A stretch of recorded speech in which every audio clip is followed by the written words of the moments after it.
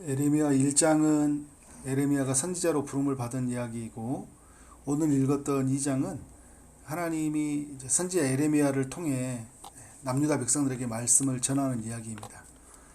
1절부터 3절까지는 하나님과 이스라엘이 과거 어떤 관계였는지, 또 하나님에게 이스라엘은 어떤 존재였는지를 알려주는 내용이죠.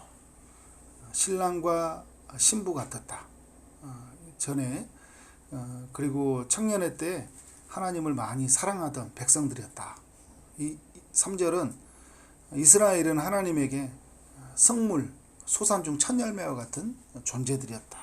너무 귀하고 아름다운 존재들이었죠. 이런 그들이 어떤 삶을 살았습니까? 4절부터 이야기해 주는 것이 이스라엘 백성들이 죄에 빠졌다. 5절에 보면 하나님을 멀리하고 헛된 것을 따라 헛되이 행하였다 하고, 6절에 보니까 그 하나님께서 애굽 생활에서 구원해 주시고 또 광야에서 지켜 주시는데도 불구하고 하나님을 잊어버렸다 이야기하죠. 그리고 7절에 이제 약속의 땅 가나안 땅에 들어왔는데 그 땅을 더럽혔다고 이야기를 해요. 8절은 이제 제사장들, 율법을 다루는 자들, 관리들, 선지자들 모두 죄를 범하고 또 우상을 숭배하는 죄를 범했다. 이런 이야기를 다 낱낱이 이제 열거를 해주고 있어요. 이스라엘 백성들이 이제 그러니까 남유다 백성들이죠. 이들이 이제 오늘 하나님이 책망하는 게 뭐냐면 11절에 어느 나라가 그들의 신들을 신 아닌 것과 바꾼 일이 있느냐. 이방 나라들도 자기들이 섬기는 신들을 막 진짜처럼 섬기는데, 그러나 나의 백성은 그의 영광을 무익한 것과 바꿨도다.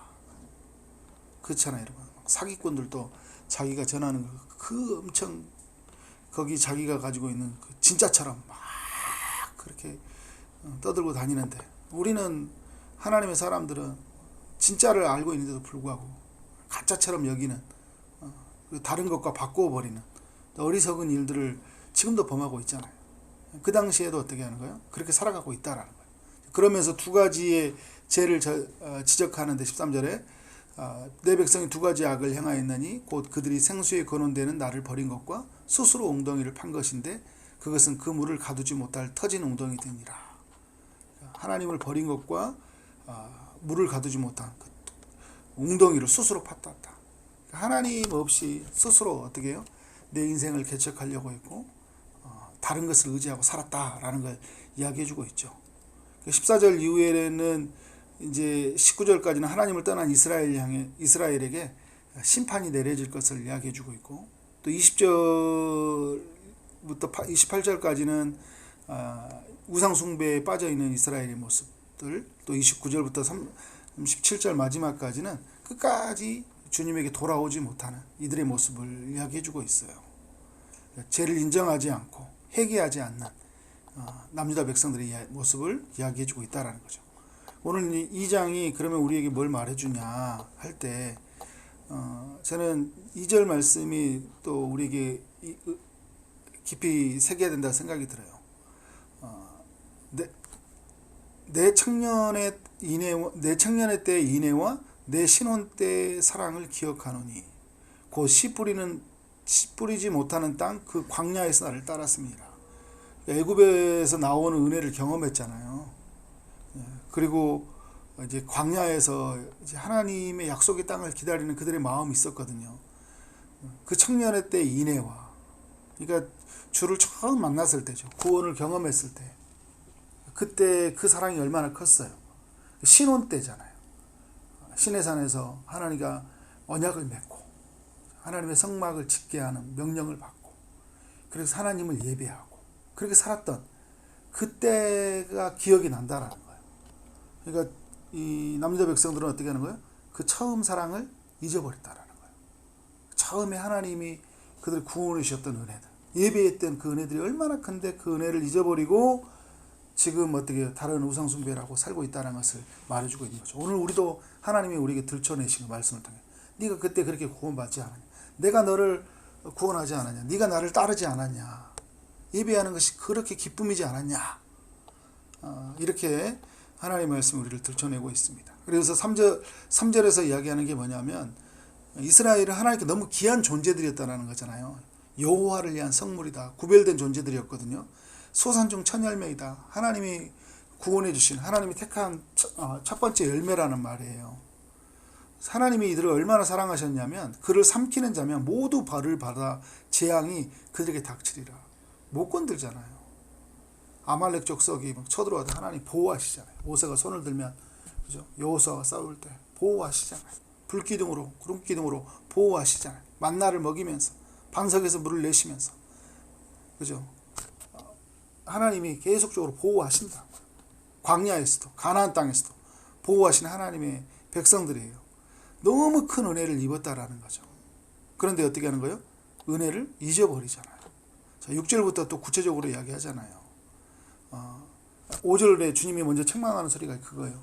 너희 조상들이 내게서 무슨 불의함을 보았기에 나를 멀리하고 가서 헛된 것을 따라 헛되이 행하였느냐. 무슨 불의함을 보았기에, 그죠? 나를 멀리하냐는 거예요. 뭐가 너희 눈에 보였기에, 뭐가 너의 마음을 차지하기에 나를 멀리하냐는 거예요. 헛된 것을 따라 행하고 사느냐. 오늘 이 시대에 우리에게 주는 권면이기도 하죠. 근데 6절과 7절에서 하나님이 이제 다시 한번 언급하는 내용이 뭐예요? 애굽에서 너를 인도했다. 내가 너를 광야 사망에서 그 건조한 땅에서 사람이 다니지 않은 그 땅을 내가 통과하게 했다. 하나님이 구름기둥 불기둥으로, 그죠? 만나와 메추라기를 통해서 반석에서 물을 내심으로 하나님이 먹게 하시고 추위와 더위에서 보호하시고 이 사방의 대적으로부터 보호하시면서 그 땅을 지나가게 하지 않았냐는 거예요. 하나님의 너무 큰 은혜를 입지 않았냐라는 거죠. 7절에 내가 너희를 기름진 땅에 인도하여 가나안 땅에 인도했다라는 거예요. 그것의 열매와 그것의 아름다운 것을 먹게 하였다. 또 다른 에덴 동산과 같은 그 장소잖아요. 하나님이 거할 땅으로 인도해 주셔서 거기서 먹게 하신 거예요. 누리게 하신 거예요. 근데 그곳에서 예배하도록 하신 거죠. 그런데 어떻게 했어요? 내 땅을 더럽히고 내 기업에 역겨운 것으로 만들어버렸다. 하나님이 주신 기업을 역겨운 것으로 만들어버렸다는 거예요. 은혜를 잊어버린 거죠. 내가 하나님 앞에서 너무나 소중한 존재들이고 너무나 큰 은혜를 입었는데 그 은혜를 잃어버릴 때 뭐예요? 그들이 하나님의 그 우상 숭배, 하나님 아닌 다른 것들. 여러분, 우리가 우상 숭배를 꼭 말씀을 들을 때 생각해야 될 거는 우리가 절에 안 가고 뭐 어디 가서 고사 안 지내고 이 정도는 여러분 이게 당연한 거예요. 근데 하나님이 그럼에도 불구하고 여전히 우리에게 우상 숭배하는 게 뭘까요? 돈이, 그죠? 사람이, 내 마음을 하나님이 아닌 다른 것으로 지배되어 버리고 하나님을 예배함을 잃어버리는 거다. 다른 것이 나에게 숭배의 대상이 되어버리는 거다. 내 마음에 하나님이 우선이 되지 않고 하나님의 사랑으로 채워지지 않는 그러한 모든 것들을 이야기하고 있는 거예요. 왜 그렇게 사냐라는 거예요. 왜 너는 그렇게 사냐는 거예요. 왜 하나님의 약속의 땅, 이제 우리가 여러분 우리가 하나님의 나라잖아요. 오늘 신약시대에 말하는 우리 안에 거하시는. 근데 우리 하나님의 성전이 거합니다. 7절 하반절의 말씀처럼 하나님의 성전이 우리를 더럽히고 내 기업을 역겨운 것으로 만들어버렸다. 우리에게 하나님이 허락하셨던 하나님이 주신 미션들, 또 우리를 통해 이루어져 가는 하나님의 나라의 확장들, 그 모든 것들을 역겨운 것으로 만들어버렸다. 자, 8절에 보니까요, 모두가 죄에 빠졌다 이야기하고 있잖아요.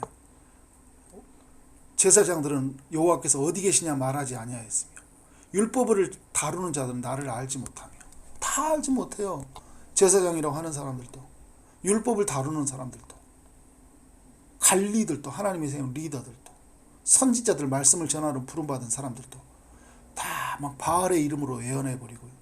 그러니까 요즘 이 시대도 보면 그렇잖아요. 여러분, 엉뚱한 걸 말하고 다녀요. 성경이 말하는 것들, 하나님이 말하는 것들을 하냐고 엉뚱한 이야기하고 다니는 사람들, 거짓된 평강을 이야기하고, 죄가 책망이 없는 구원을 이야기하고, 하나님 말씀과 하나님 영광과 상관없는 것들을 예언하고 무익한 것들을 따르고 있다. 근데 여러분, 이게 우리에게 주는 메시지가 그러잖아요. 지금 이 시대가 다 그렇다라는 거예요. 오늘 우리에게 주님이 주는 메시지가 뭐예요? 너는 어떻게 사냐는 거예요. 너는 어떻게 사냐는 거예요. 이게 나에 대한 이야기가 되죠. 우리의 이야기지만 나에 대한 이야기가 되는 거예요. 너는 어떻게 살고 있냐. 9절에 주님이 말해요. 그러므로 내가 다시 싸우고 너희 자손들과 싸우리라. 하나님 우리와 싸우겠다는 거예요. 이게 무슨 말이에요? 우리를 치겠다는 거예요. 그러니까 바벨론이라는 나라를 들어서 하나님이 치겠다는 거죠. 죄에 빠진 세력을, 죄에 빠진 사람을 내버려 둘 수가 없거든요. 고치셔야 되니까. 그러니까 여러분, 우리는 그런 것 같아요. 모두 죄를 빠져도 나는 하나님 앞에 말씀 앞에 서야 된다. 나는 하나님 앞에 은혜를 기억해야 된다는 거죠. 나는 청년의 때에 돌아가야 돼요. 그때 그 사람, 그 감격을 기억해야 돼요. 내가 하나님 앞에, 그죠? 오늘 2절의 말씀처럼, 아니 3절의 말씀처럼, 나는 하나님의 구별된 성물이다. 그 소산 중에 첫 열매다. 이런 마음이 우리 모두에게 있어야 되겠죠. 12절에 우리는 말씀에 11절에서 무익한 것과 바꿔버렸다 이야기하면서 12절에 그런 이야기 하거든요. 너 하늘아 이 일로 말미암아 놀랄지어다. 심히 떨지어다 두려워할지어다. 여호와의 말씀이라. 온 하늘 온 천지에 주님이 외치고 있는 거예요. 두려워 심히 떨라는 거예요. 하나님 앞에서 겸허히 서라는 거거든요. 우리는 여러분 이 하나님의 소리, 책망의 소리, 경고의 소리 앞에 겸허히 서야 돼요. 두려운 줄 알아야 돼요. 하나님 무서운 줄 알고 살아야 되는 거죠. 우리가 신약시대 때 예수님을 알았다는 것은 이 두려움은 뭐예요? 하나님을 너무 사랑하기 때문에 내가 죄를 범하지 않는 거예요. 내가 너무 사랑하기 때문에요. 내가 우상의 그 가치를 따라 살지 않는 거예요. 그러니까 바알과 아세라 이런 모든 게 뭐냐면 풍요와 다산, 전쟁을 주관하기 때문에 그래서 그 신을 섬기거든요. 잘 살려고요. 안전하게 살려고 그런 걸 사는 거잖아요. 우리도 여러분 잘 살고 안전하게 살려고 돈 따라가고 사람 따라가고 살잖아요. 하나님 저버리고. 그러면 안 된다라는 거예요. 우리는 13절의 말씀에 우리는 귀를 기울여야 돼요. 내 백성이 두 가지 악을 행하였나니 곧 그들이 생수의 근원되는 나를 버린 것과. 그러니까 첫 번째 악이 뭐예요? 생수의 근원되는 나. 오늘 이후의 말씀 보면 물을 끊어버린다 이런 이야기들이 나오잖아요. 그죠? 생수의 근원, 우리를 목마르지 아니하게 하는 그 근원되는 그 주님을 버려버리는 거예요. 그러니까 우리가 다른 것으로 해결하려고 한다는 거예요. 근데 여러분 누구도 우리에게 목마름을 해결해 줄 수 없습니다. 우리에게 은혜를 줄 수 없어요. 그리고 오늘 하반절의 말씀이 이런 이야기죠. 두 번째, 버린 것과 스스로 웅덩이를 팠다. 그것은 물을 가두지 못할 것이다. 그러니까 뭐예요? 생수의 근원, 주님 앞에 있으면 주님으로부터 물이 흘러오는데 내 스스로 웅덩이를 파가지고 물을 가둬서 그걸로 먹고 살려고 하는 거예요. 내가 수고해서, 내가 열심히 해서, 그죠? 하나님 없이 내가 모든 걸 동원해가지고 어떻게 해요? 내 안위를 확보하고 내 인생을 개척해 살려고 하는 거예요. 거기에 모든 시간을 쏟는 거예요. 그런데 그렇게 살아보라는 거예요. 그러면 물을 가둘 수 있냐고 네가 한번 해보라는 거예요. 물이 안 가둬져요. 여러분 내가 얻고 싶어서 얻어지는 게 아니라고요. 하늘에서요. 하늘 문을 닫으면요. 물이 안 내리더라고요. 우리가 여러분 가뭄때를 겪어봤잖아요. 안 내려요. 여러분. 예전에 자동차를 타고 가다가요. 자동차가 멈춰요. 왜요? 고장나니까 멈추고요. 기름이 떨어지니까 멈추는 거예요. 앵꼬가 된지도 모르고 앵꼬라고 표현해요. 차가 기름이 떨어져가지고 떨어지니까 아무것도 못하더라고요. 그죠? 하나님이 물을 내려주지 않으면 근원이라고 하잖아요. 생수의 근원. 거기서 막으면 끝나는 거예요. 내 스스로 어떻게 해요? 스스로 웅덩이를 파가지고 내 스스로 인생을 개척하려고 기도 없이 살려고 하고 말씀 없이 살려고 하고 예배로부터 시작하지 않으려고 하고 하나님이 우선순위가 되지 않고 하나님이 중심이 되지 않으면 우리 인생은 어때요? 결코 우리 인생은 안전해질 수 없어요. 그것은 그 물을 가두지 못할 뭐라고요? 터진 웅덩이라고 얘기하잖아요. 터져버린 거예요. 그러니까 아무리 물을 쏟아봐야 어떻게 해요? 다 빠져나가요. 하나님 없이 얻어진 것들 있잖아요. 다 빠져나가는 거예요. 그러면 13절에 주는 메시지가 뭐예요? 버린 것과 내가 스스로 팠다 얘기잖아요. 내 스스로 살지 말고 하나님 의지해서 살지 말고 하나님 의지해서 다 버려도요. 누구를 버리면 안 돼요? 하나님을. 하나님은 절대 버리면 안 되는 거예요. 우리의 생각 속에 잊혀져서도 안 되는 거예요. 그분은 우리의 살아계시잖아요.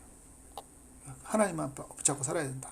근데 이후의 말씀에 보면 회개를 촉구하는 말씀이거든요. 근데 왜 회개를 촉구하는 말씀이냐면 사람들이 다 죄에 빠지고 다 적당한 변명만 두고 살거든요. 그러니까 오늘 14절 이후에 쭉 메시지는 뭐냐면 모두 죄에 빠져 있고 다 나름대로 이유가 있지만 우리는 어떻게 한다는 거예요. 오늘 말씀이 오늘 우리는 하나님께 돌아가야 된다는 거예요. 그까지 회개하지 않거든요. 에레미야가 선지자로 부름받았을 때 그 요시야 왕 13년째 때인데 이스라엘이 멸망하기 전에 한 41년 정도의 시간 전이에요. 41년 전에. 그리고 그 이후에 41년이 완전히 명당했고 한 20년 정도가 지났을 때 1차, 2차, 3차 그렇게 멸망이 되잖아요. 포로가 되고. 근데 사람들이 메시지를 안 들어요. 오늘 우리는 어떻게 할까요? 오늘 우리 하나님이 주신 메시지를 겸허히 드려야 되는 거예요. 우리는 어떻게 주를 따라야 되고 혹 죄에 빠졌다면 어떻게 해요? 우리는 돌이켜 하나님께 나아야 된다. 우리는 회개하는 백성이 되야 된다. 그래서 하나님의 은혜가 헛되지 않도록 오늘 또 믿음으로 주의 말씀으로 온전히 경고히 서는 삶이 되어지기를 주님의 이름으로 축원합니다. 아멘.